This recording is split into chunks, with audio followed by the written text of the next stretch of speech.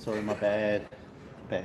Alliance Disability Support. Alliance Disability Support. So, tell us a little bit about what you do and how it sort of ties in with how you met Paul and. Sure. All right. So my business is disability support and aged care, but I originally met Paul because my brother was homeless at the time. He was living in Musgrave Park. We were trying to get help and do everything. And the lovely Paul, I don't even know how I found out about you.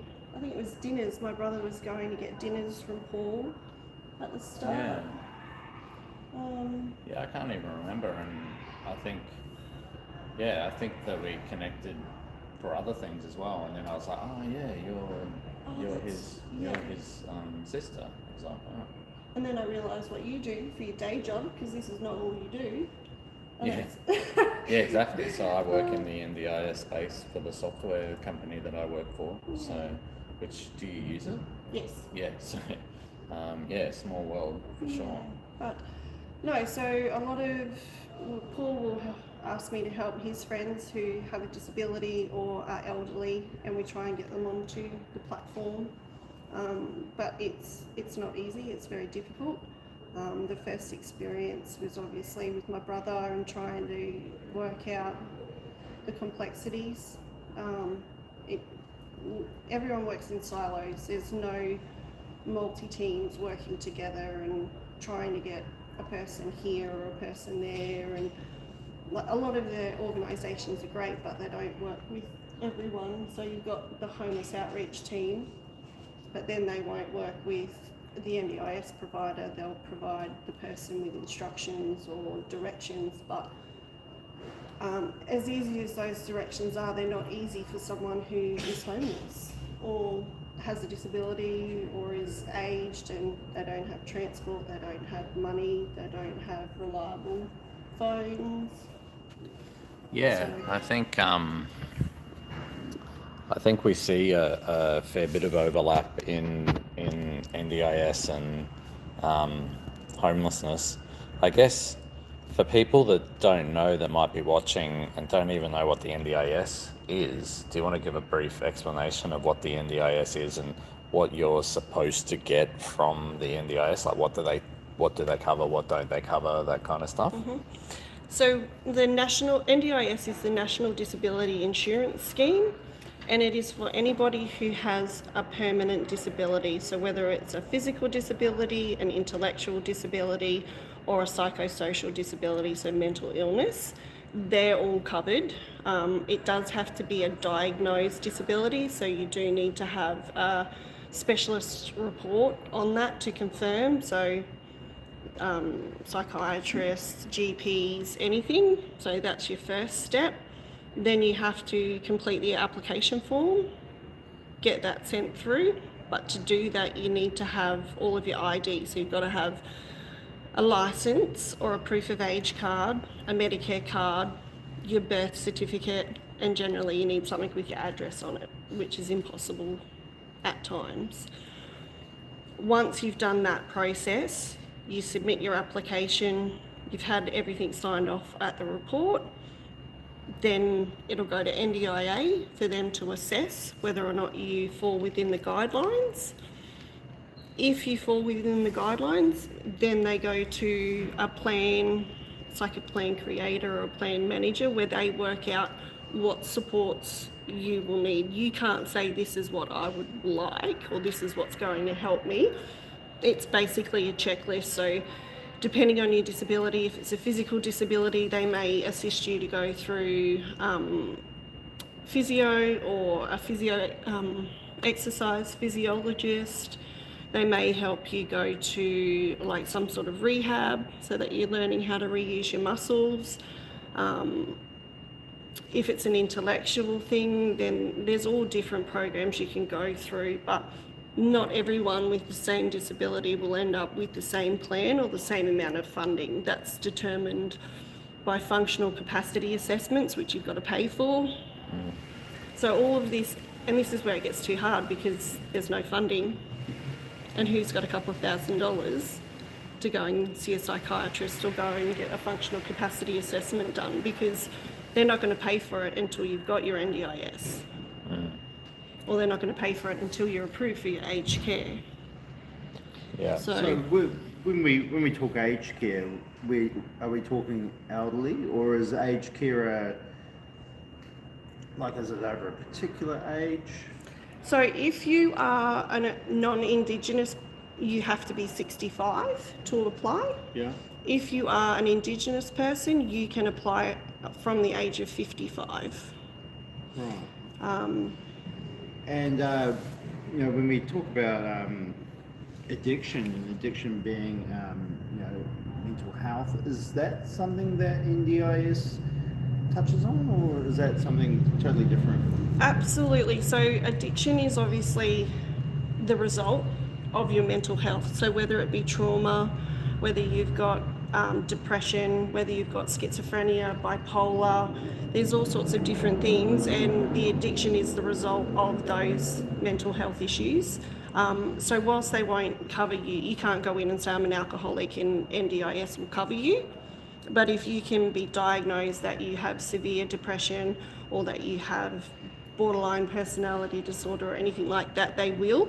If they cannot find that you have a disability, which is a lifelong disability, alcoholism on its own is not covered, or drug addiction for any other substance is not covered.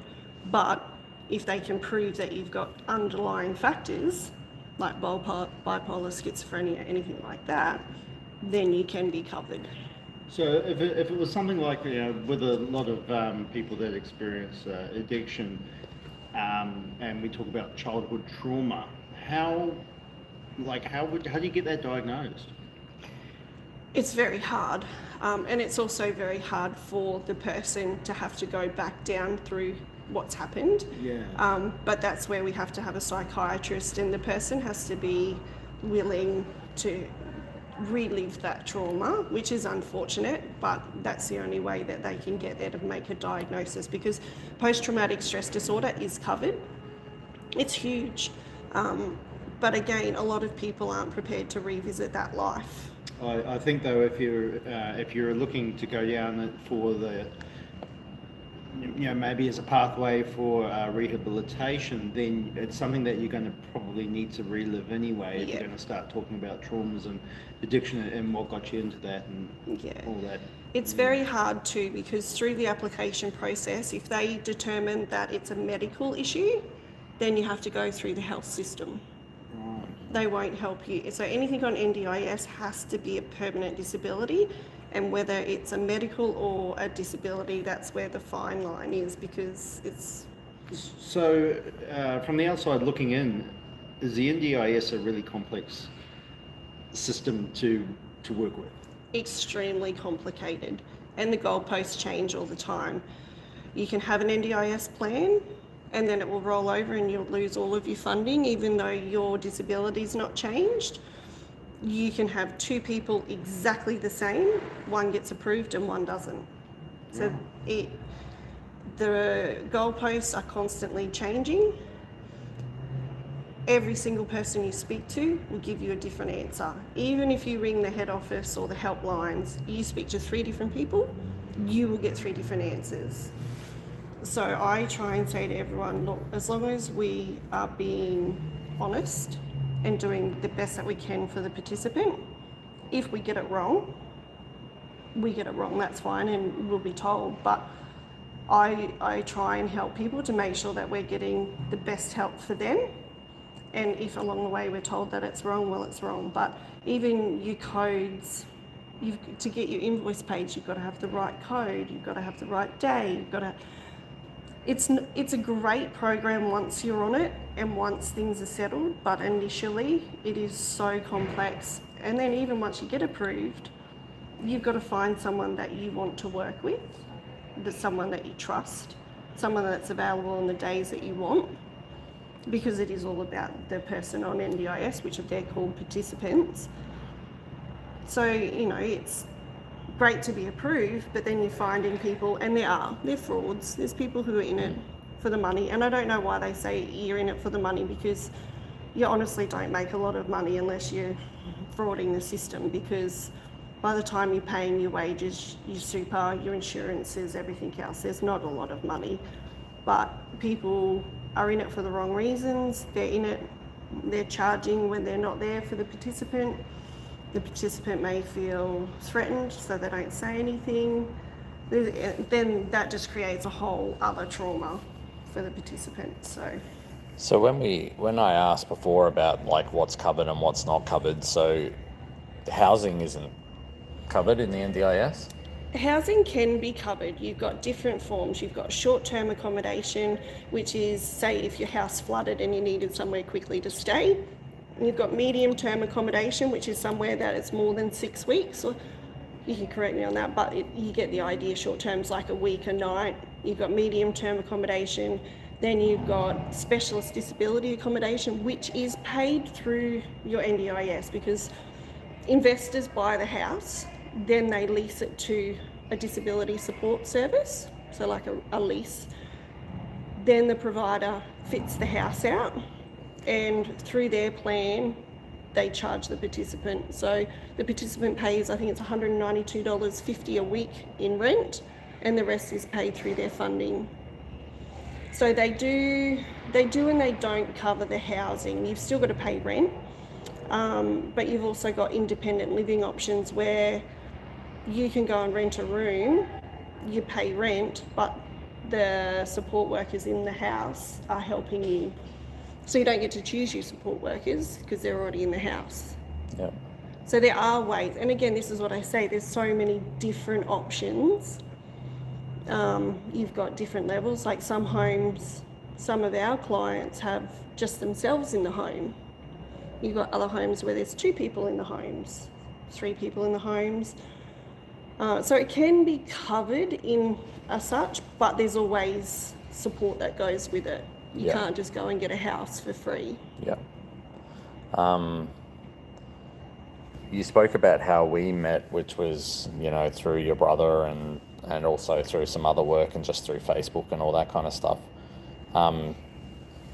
Did you want to touch on the struggles that you had in getting help for your brother, or the system, and how, because I can remember, and it's been a year or so now, but I can remember that you were just so livid at the time, or we both were, at what he was going through and the lack of support that he was getting, and it just felt like jail was the only thing that was gonna, and then inevitably that's what happens, right? For a period as well, and it's like I'll let you talk to it, but that's a sad thing. Everyone says the last thing you ever want is to put someone in jail.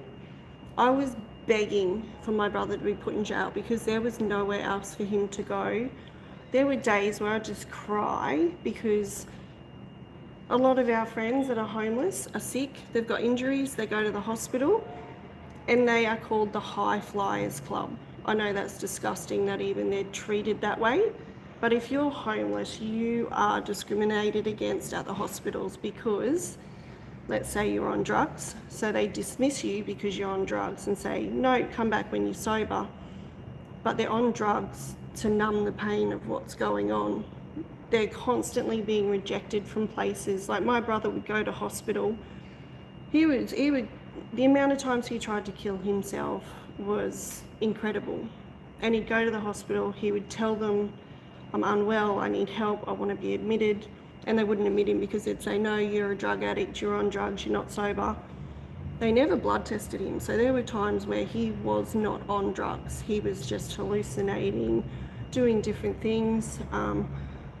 I rang every single local politician, parliament, and every single one of them said, that's not our area of expertise.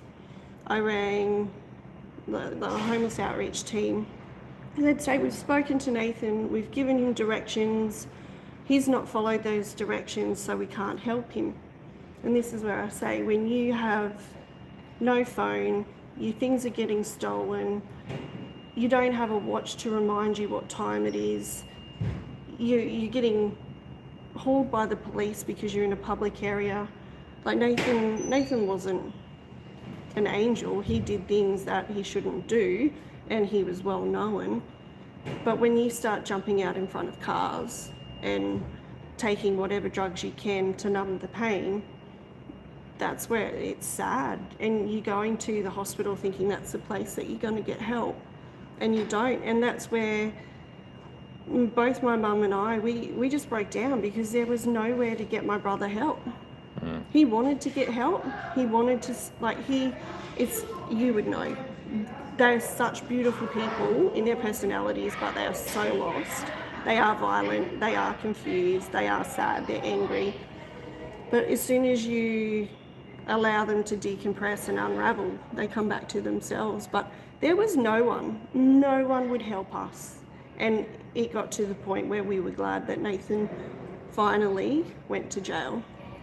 Yeah, and I remember that, and I had to go through his tent and try and find his paperwork, and like there was no support at all from anyone. He lost all his belongings in the storage sheds because he couldn't pay, and then he would get there and he was upset. And that's the thing, you can't keep anything. The minute you leave your tent, whatever's there gets stolen. So everyone tries to put things into a storage unit, and then you lose that because you can't pay for it because you're living on the streets.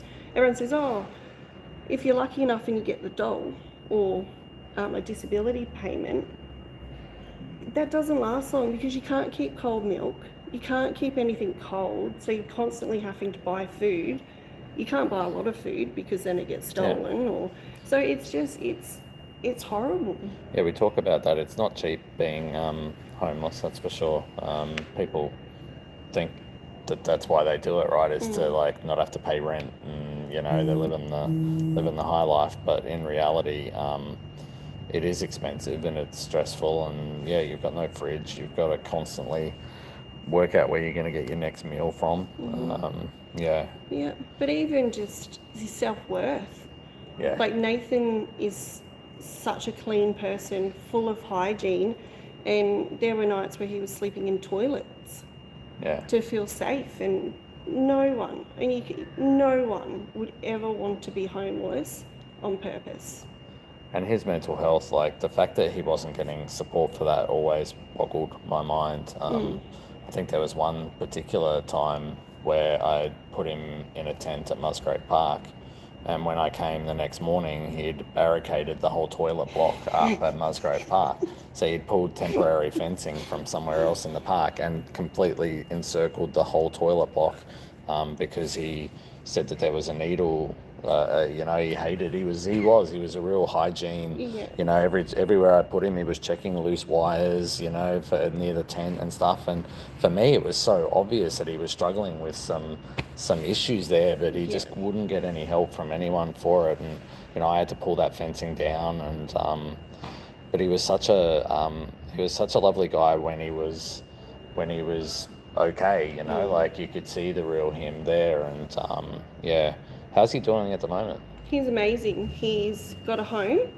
He's not touched drugs at all. Really? Yep. That's awesome. Not at all. He gets to come and see my kids, which he loves. He doesn't get to see his kids one day at a time, but he's back to himself. He rings his grandma every day, he rings his mum every day. He wants to be able to give back, but obviously he's still coping with the whole being in a house, having to be considerate, and that not everyone has the same quality. So how did that happen? What was the catalyst to get him from where he was when he was in my life and I was helping him and everything to where he is now, that he's stable and in housing and doing well? It's getting him off the drugs.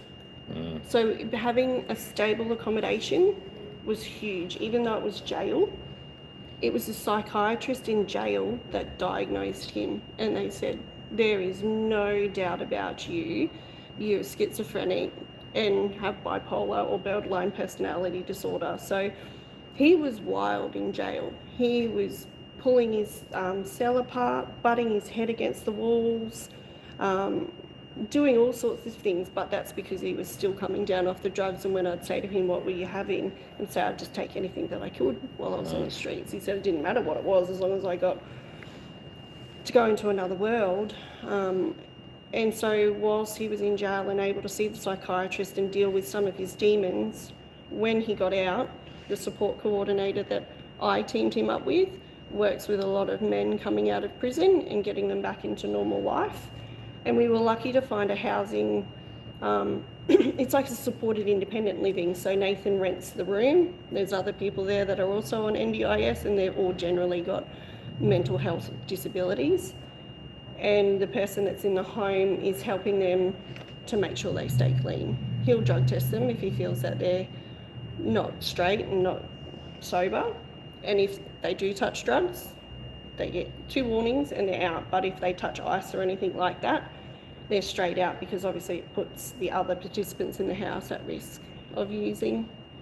So I think it's just had that consistency. He was back on his medication, which when you're homeless, you can't get medication because you don't have a fixed address, so they won't give you medication.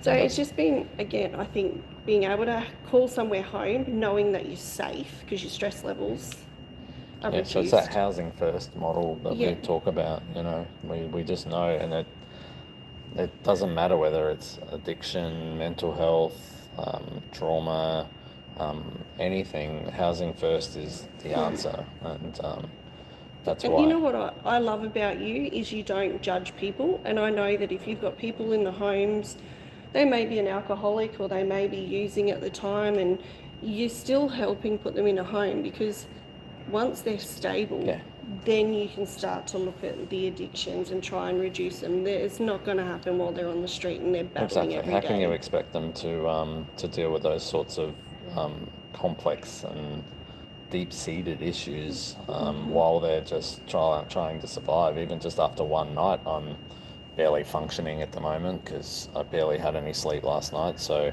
I can only imagine doing that for days on days, on weeks on weeks. Yeah. Bo, any questions from you?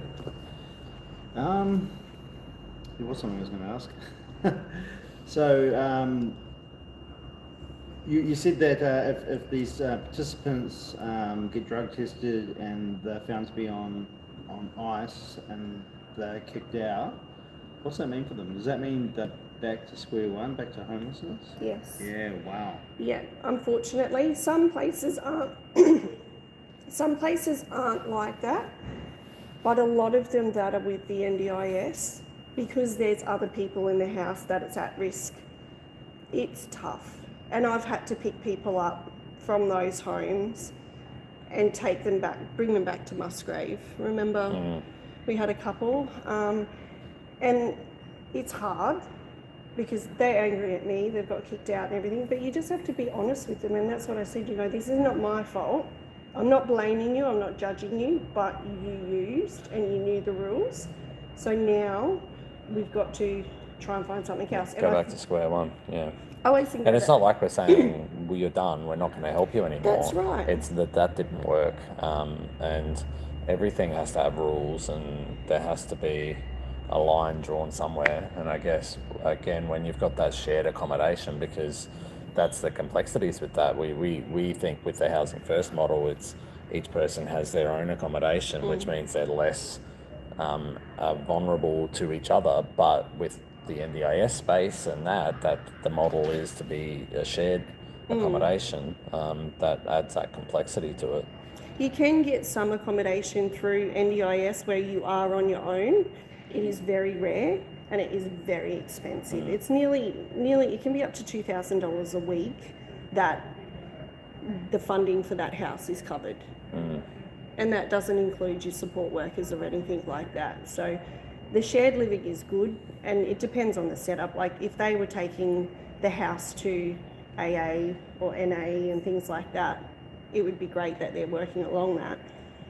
But it's important for them to understand and know, and I think once they have it and they sort of think, oh, thank God, I finally got a house, they're still battling their addiction, then they get kicked out and they're like, oh, here I am again back here. Sometimes I feel that needs to be felt And then once they do get somewhere, they really do try. And that's what I say to them. We're not judging you. We're not thinking any less of you, but let's work on the next solution. And sometimes it doesn't work. Sometimes they do end up back on the streets, which is really hard to handle. But not everyone wants to go to rehab. Not everyone. If they don't have Centrelink, they can't go because you've either got government funded ones or you've got self-funded ones. The self-funded ones are enormously expensive. So then we're back to where do we go?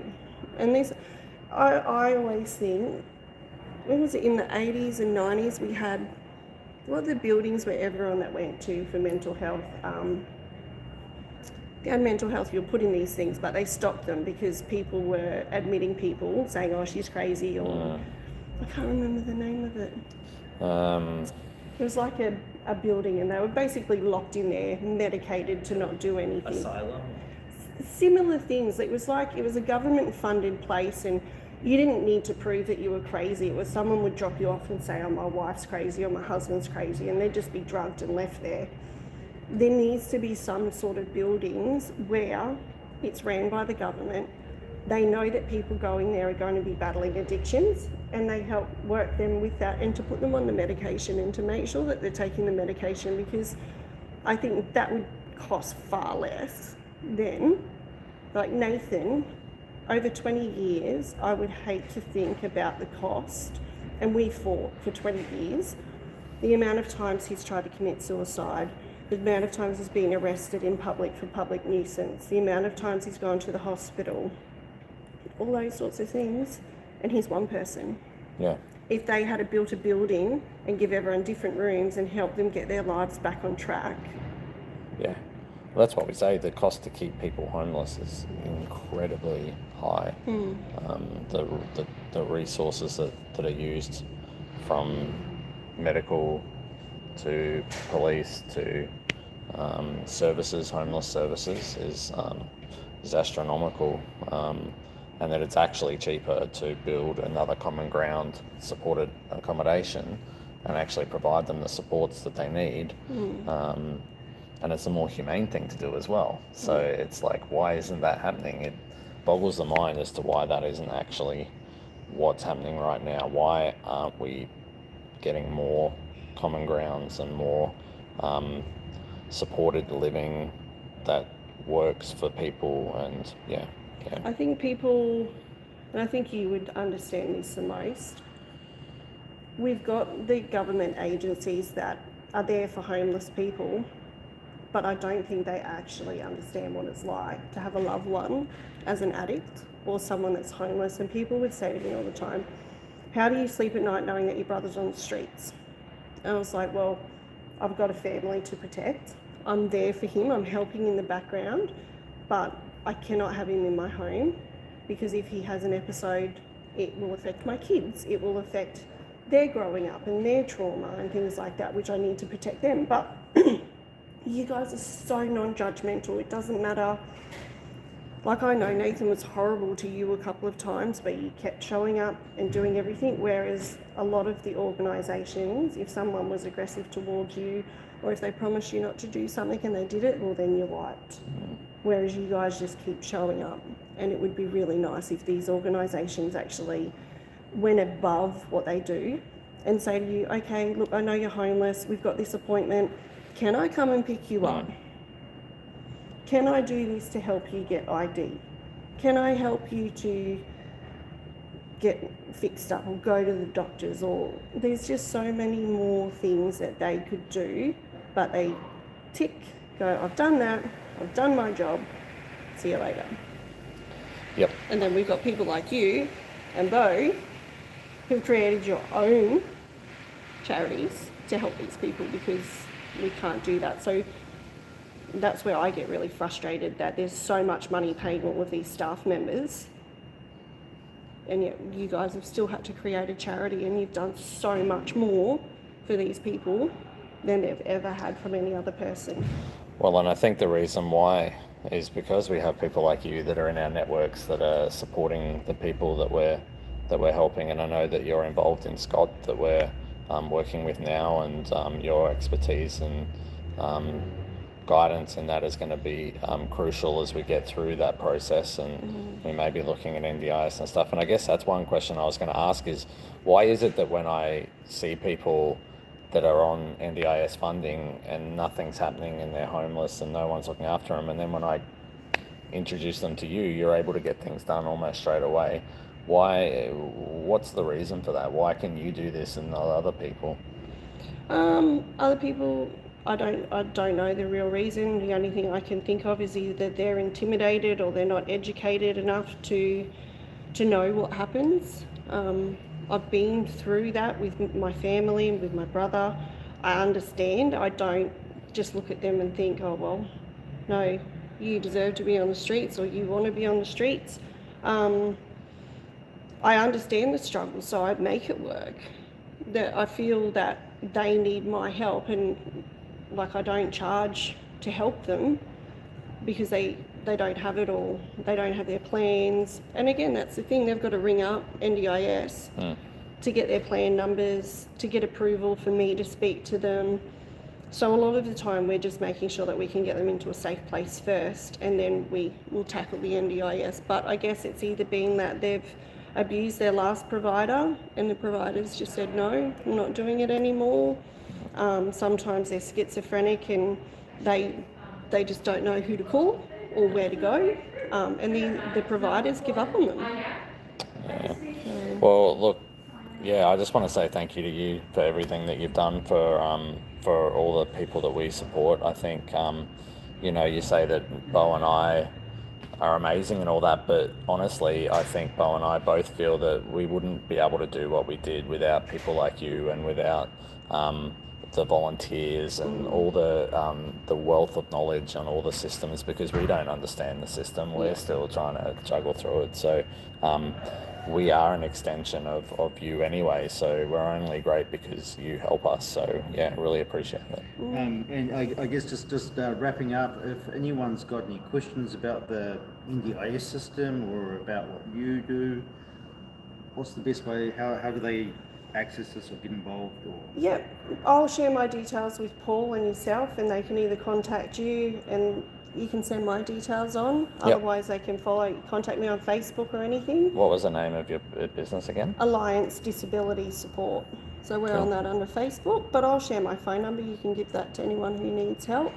But even just if you're a family and you've got loved ones that are struggling, give me a call. If you don't know what's happening or you're struggling to get the answers, just give me a call. I'm happy to help. Great. Thank you, Tiegan. Thank you. Really appreciate it. All right, thanks, guys. We'll take a break for a bit, and we should be back at some stage. See ya. Awesome. Job. That was good.